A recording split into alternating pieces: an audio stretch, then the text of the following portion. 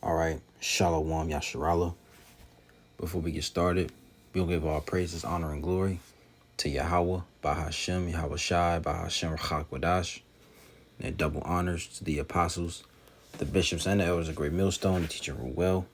Peace and salutations to the hopeful elect.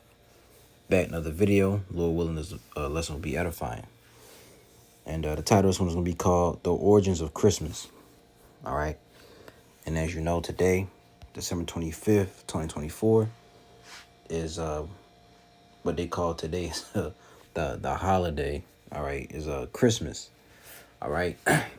And before any of us came into this knowledge and this truth, we celebrated these holidays. If you grew up in Christianity, you probably went to church and they taught you about the birth of who the world ignorantly calls Jesus Christ, the birth of Jesus, and he was born on December 25th. You probably got presents and gifts, and he had a Christmas tree in the house, all of that. But when you wake up to this knowledge, man, you start to the Lord starts to open your mind, and he shows you the truth. Of these pagan and wicked holidays, man, what they really go back to. And they're really pagan, ancient, wicked holidays. There a lot go back to Babylon and Egypt and Mesopotamia and stuff like that. Before we get into it, let's get Romans 12. Okay. Romans 12 and 2. I'm going to start at 1. I beseech you, therefore, brethren, by the mercies of the Most High, that ye present your bodies a living sacrifice, holy, acceptable unto the Heavenly Father, which is your reasonable service. And be not conformed to this world, but be ye transformed by the renewing of your mind, that ye may prove what is good and acceptable and perfect will of the Heavenly Father. So we can't be conformed to this world anymore, man. All right, with us, being how you want to say it, awakened to this word, to this truth, we got to separate ourselves from the ways of this world, man. Conform in the Greek is what? Strong's G 4964. Suschematizo. Suschematizo. Suschematizo. Right, and it says to conform oneself, i.e. one's mind and character, to another's pattern. So you got the strong definition, to fashion alike, i.e. conform to the same pattern. And fashion self according to. So you can't fashion yourself, fashion your ways to this world, man.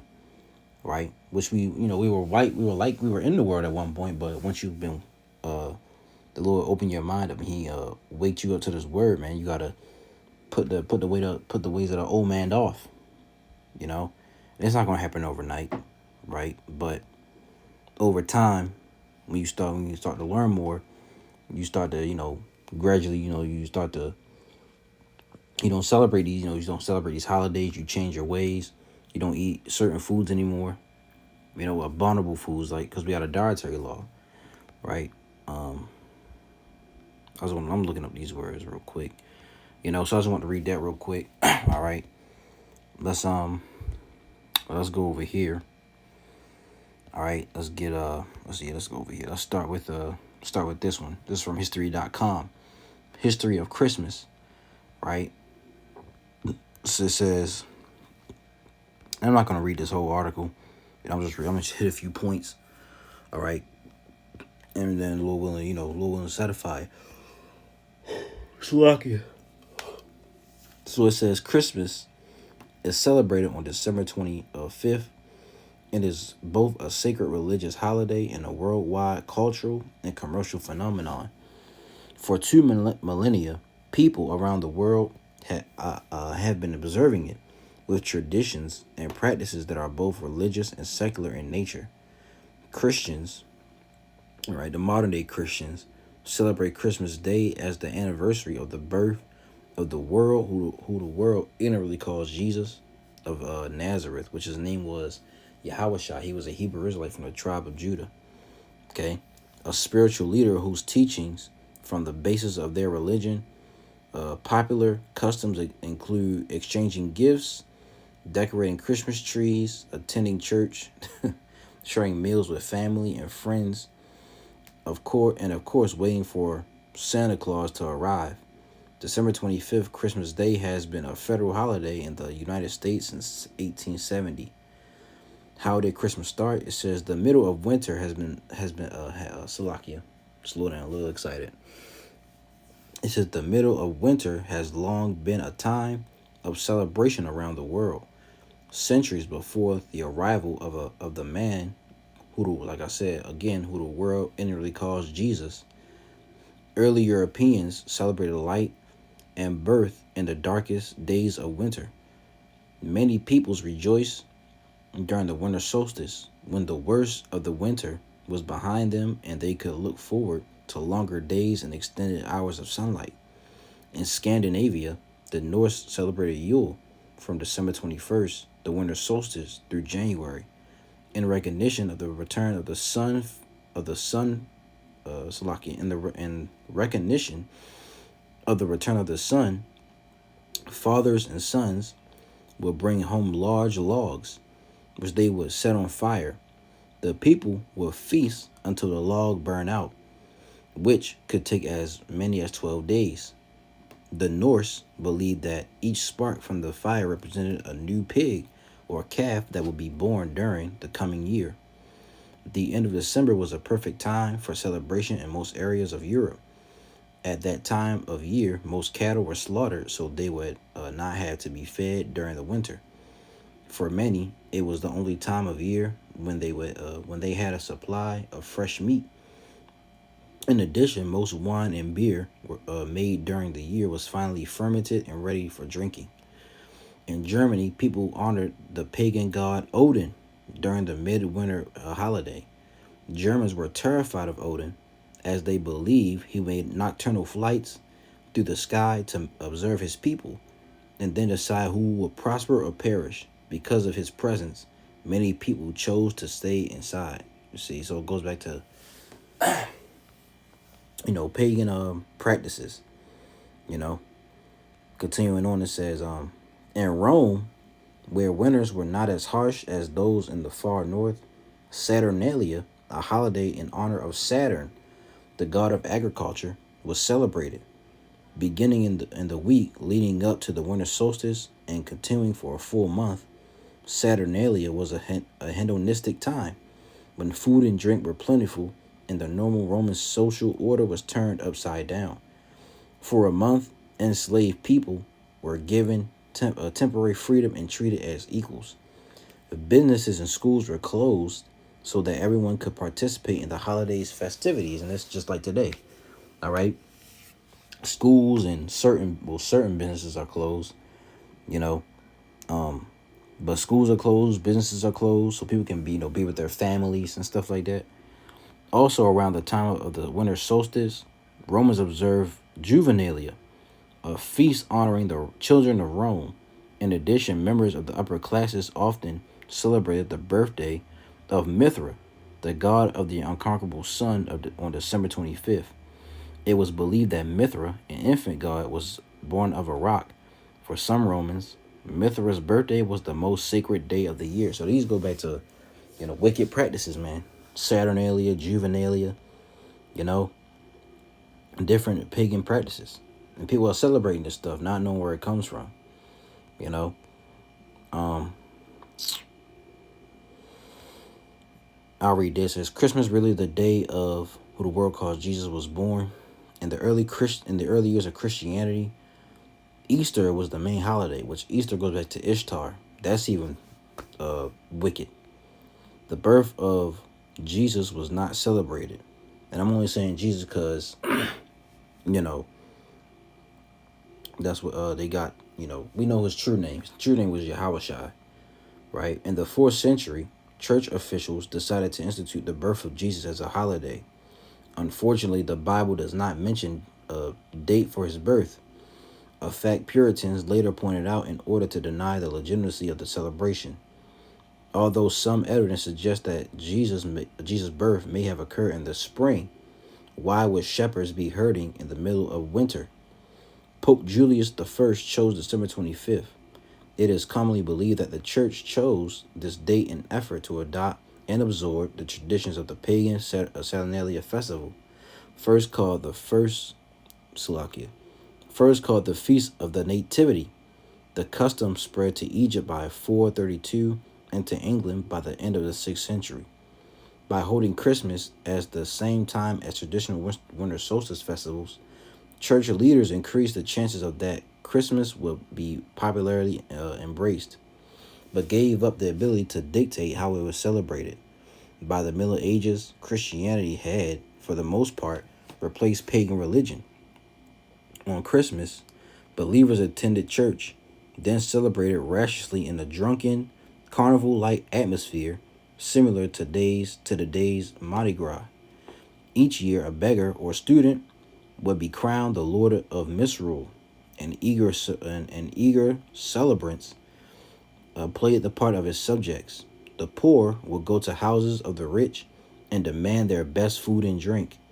If owners failed to comply, their visitors would most likely terrorize them with mischief. Christmas became the time of year when the upper classes would repay their real or imagined debt to society by entertaining less fortunate citizens. See, you can go more into it. So this is a wicked holiday. Going back to having pagan roots to it. Let's go over here, the pagan origin and history of the Christmas tree. Right, because you got trees in their house, they're decorating it. Well, let's get a scripture real quick. Okay, let's get Jeremiah chapter 10. All right, in verse 2, I'm going to start at 1. It says, "Hear ye the word of the Lord. It says, Hear ye the word which the Lord speaketh unto you, O house of Israel. Thus saith the Lord, learn not the way of the heathen." So this is the way of the heathen, man. The heathens did stuff like this. And it goes back to Babylon, okay, Egypt, right, Rome, as we read. And it says, "And be not dismayed at the signs of heaven, for the heathen are dismayed at them. For the customs of the people are vain." Let's get this word vain. Okay. And this is for those who are just coming in. A lot of you brothers already know this information. But this is for, the newer, freshly new, all right, people who are waking up to the truth. If you ever come across this video, right, the Hebrew word for vain is habal. It says, just says breath, vapor, vanity, vainly. Let's go over here. Yeah, vain, to act empty, become vain, be vain.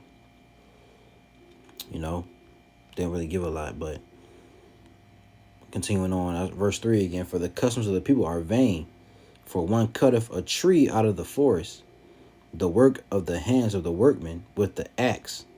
They deck it with silver and with gold. They fasten it with nails and with hammers, that it move not." See? "They are upright as the palm tree, but speak not. They must needs be born, but because they cannot go. Be not afraid of them, for they cannot do evil, neither also is it in them to do good." And this is talking about, Christmas, when people go get a tree, bring it to their house, they deck it with, jingle with, what do you call it, ornaments. They put silver, what do they call that stuff? Silver and gold around it. Then they put a star on the top. So let's go over here back to this article. It says, "For many, it's unthinkable to celebrate Christmas without a beautiful evergreen fir in the living room, decorated with sparkling ornaments and wrapped presents. Like most like most Christmas traditions, including the celebration of Christmas itself, the origin of the Christmas tree can be traced to pagan traditions. Basically, the Christmas tree is entirely pagan. In fact, were it not for Queen Victoria, the most powerful monarch of her time, and a group of German soldiers in a temporary hospital in England, the decorated fir trees we love today might have remained an obscure custom that only a couple of Germanic and Slavic countries practice. It says, although the Christmas tree is a relatively recent addition to the list of holiday traditions, it goes back several centuries, as do many other customs. Long before Christianity appeared, People in the northern hemisphere use evergreen plants to decorate their homes, particularly the doors, to celebrate the winter solstice. On December 25th, on December 21st or 22nd, the day is the shortest and the night is the longest. Traditionally, this time of year is seen as a return in the strength of the sun god, who had been weakened during winter, and the evergreen plants serve as a reminder that the god would glow again and summer was to be expected. The solstice was celebrated by the Egyptians, who filled their homes with green palm rushes in honor of the god Ra. And you got today, these what they call them, Egyptology people. Jake and that type of stuff. Egyptology, they talk about Ra and all that Egyptology bullshit. It's lucky for the language, but that's what it is, man. It says, who had the head of a hawk and wore the sun as a crown. In Northern Europe, the Celts decorated their druid temples with evergreen boughs, which signify everlasting life. Further up north, the Vikings thought evergreens were the plants of Balder, the god of light and peace. The ancient Romans marked the winter solstice with a feast called Saturnalia, thrown in honor of Saturn, the god of agriculture, and like the Celts, decorated their homes with temples with evergreen boughs. It's worth mentioning at this point that Saturnalia was the most important celebration in Roman life. It was a week-long, rowdy celebration held from the 17th of December. It was so rowdy that at some point no one could be prosecuted for injuring or killing people. Let's read that again. Let's read that again. Let's start at the top. It was worth mentioning at this point that Saturnalia was the most important celebration in Roman life. It was a week-long, rowdy celebration held from the 17th of December. It was so wordy or rowdy. I think they meant rowdy, but it was so wordy that at some point no one could be prosecuted for injuring or killing people, right? Raping, theft, anything else, usually against the law. But although a lot of people blew off steam by taking advantage of the lawlessness, Saturnalia could also be a time for kindness. But yeah, they try to throw that in there. During Saturnalia, which they just told you it was in reverence of the god Saturn. During Saturnalia, many Romans practiced merrymaking and the exchange of presents, another practice you may find familiar.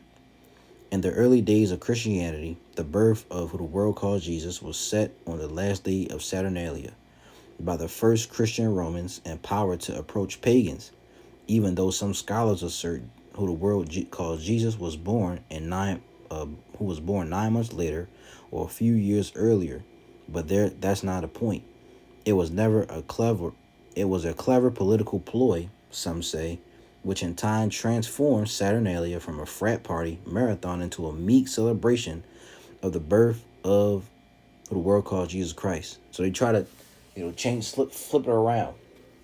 And from a time of killing and thieving and injuring people and, graping, to a time of something, who they try to celebrate the birth of who the world calls Jesus, right?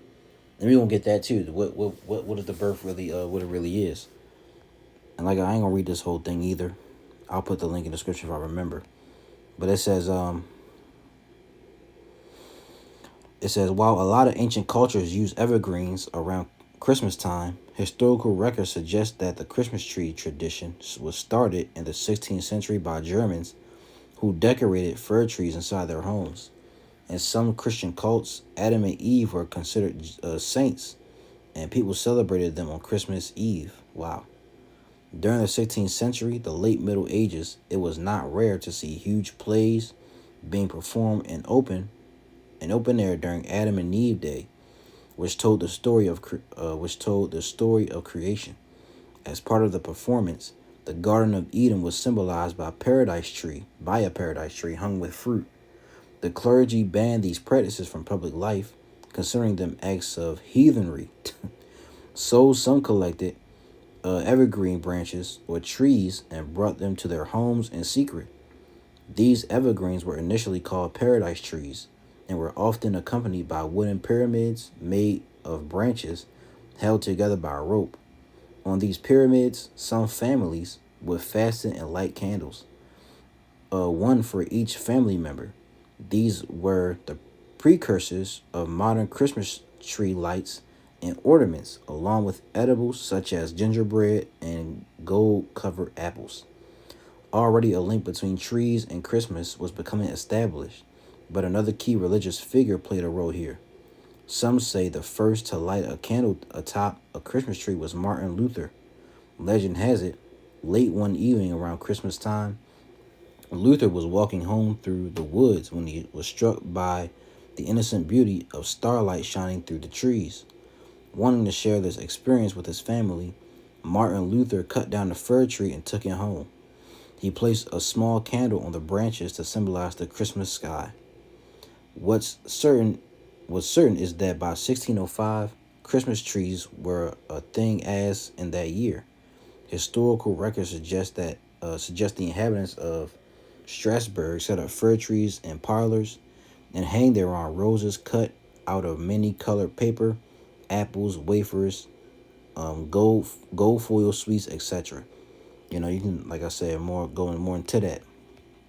So even the Christmas trees are pagan, right? Now let's get this other one over here. Who was really born on December 25th, right?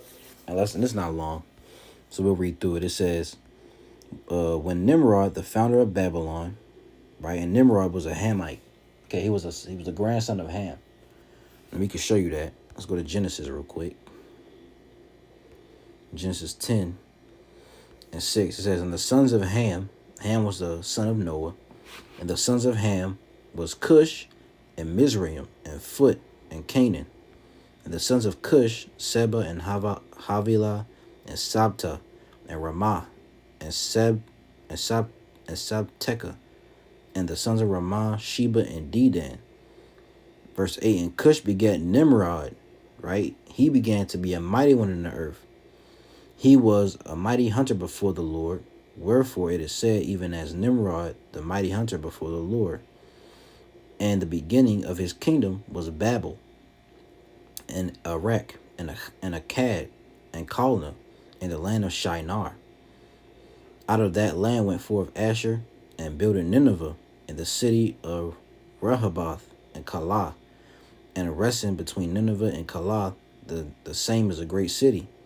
So that in Israel and Nimrod, so it shows you that Nimrod was the son of Cush, which Cush was the son of Ham, and Nimrod means I believe rebellion. Yup, Nimrod, rebellion or the valiant, the son of Cush, grandson of Ham, and great grandson of Noah, a mighty hunter.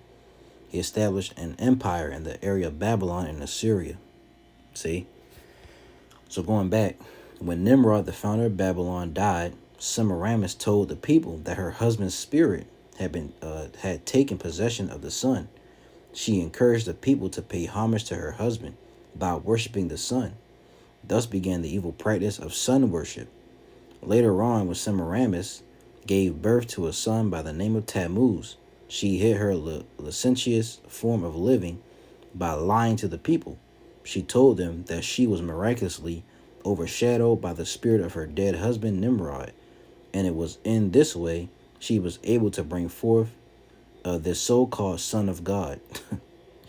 Semiramis also declared that her son Tammuz was in actually the returnal rebirth of her husband Nimrod. Hence, through this teaching of the doctrine of reincarnation was born. And since Tammuz was born on December 25th, this day was highly honored and recognized by Nimrod's supporters. Note, therefore, that this date, to December 25th, was observed in honor of the birth of Tammuz long before Christianity existed, and that it was not until many centuries later this pagan custom was Christianized as being the birthday of who the world calls Christ or Christmas Day. The similarity between some of the ancient pagan beliefs and the truth is notable. Those who existed after the flood knew the true prophecies of the Most High very well, because the Creator had made his plans known unto all the descendants of Adam and Eve. Therefore, it was not difficult for Satan to counterfeit the truth with erroneous applications. The noble writer Alexander Hislop tells us, if there was one who was more deeply concerned in this tragic death of Nimrod than another, it was his wife Semiramis, who, from an originally humble position, had been raised to share with him the throne of Babylon.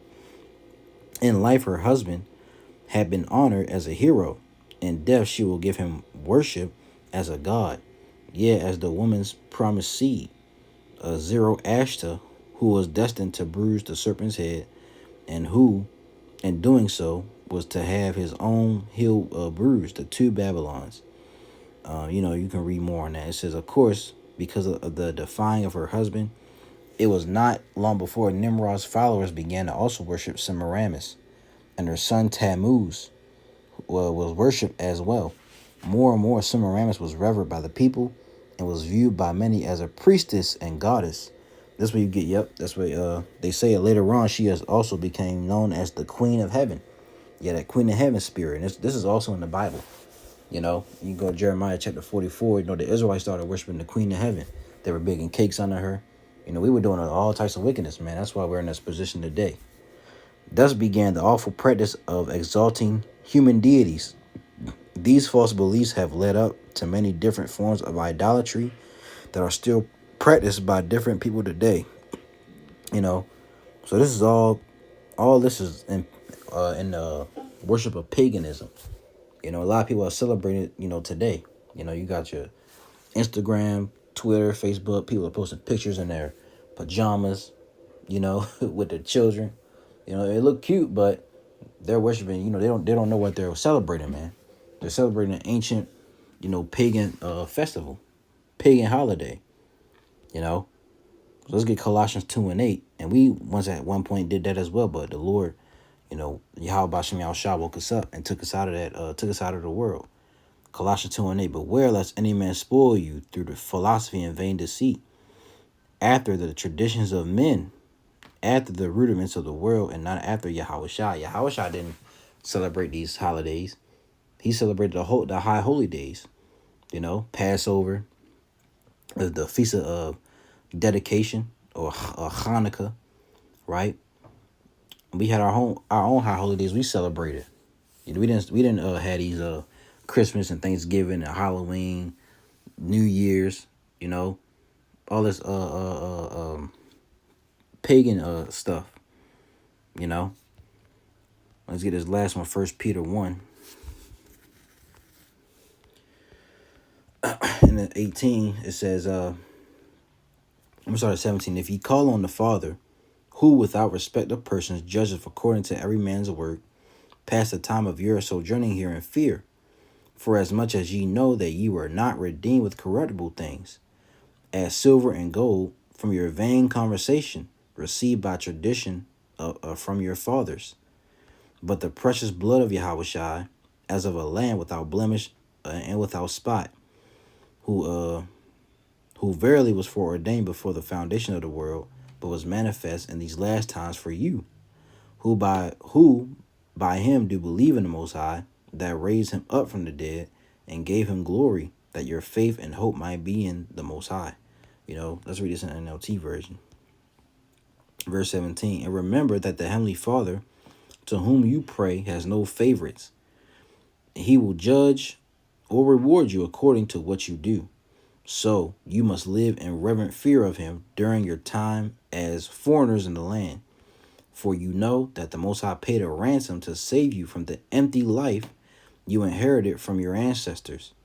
And the ransom he paid was not mere gold or silver. And the Lord, he paid a high price for us. Through this, he gave he gave us Yahushua, to pay for our sins, man. But that's not that was not a good one I wanted. Let's see what goes. Go to 4. Yeah, 1 Peter 4 and 3. For the pastime of our life may suffice us to have wrought the will of the Gentiles, when we walk in lasciviousness, lust, excess of wine, revelings, banquetings, and abominable idolatries, wherein they think it strange that ye run not with them to the same excess of riot, speaking evil of you. Seeing we were at one point in time we were in the world doing these things, right? You go look these words up on your own. Let's get revelings. Kamos. This is a nocturnal and riotous procession of half-drunken and frolicsome fellows who, after a super parade through the streets with torches and music in honor of Bacchus or some other deity, and sing and play before houses of male and female friends, hence used generally of feasts and drinking parties that protracted till late at night and indulge in revelry. And that's what people do today when they go to clubs and parties and stuff like that. You know, especially around holidays. People are out all night because they don't got to work tomorrow. Different stuff like that. So, the origins of Christmas, and then, like I said, it's for the new, those who are new just coming in. A lot of you brothers already know this information, but I just want to get some edification out there for those who may come across this video or just waking up, and you're around your family and stuff like that, but that this isn't right. So Lord willing, this was edifying to you brothers and sisters out there. I'm going to give all praises, honor, and glory to Yahweh, by Hashem, Yahweh Shai, by Hashem Rachakwadash, and double honors to the apostles, the bishops, and the elders of Great Millstone that teach and rule well. Peace and salutations to the hopeful elect. Lord's will, you was edified. To the next video, I'm going to say, Lord willing, Shalom.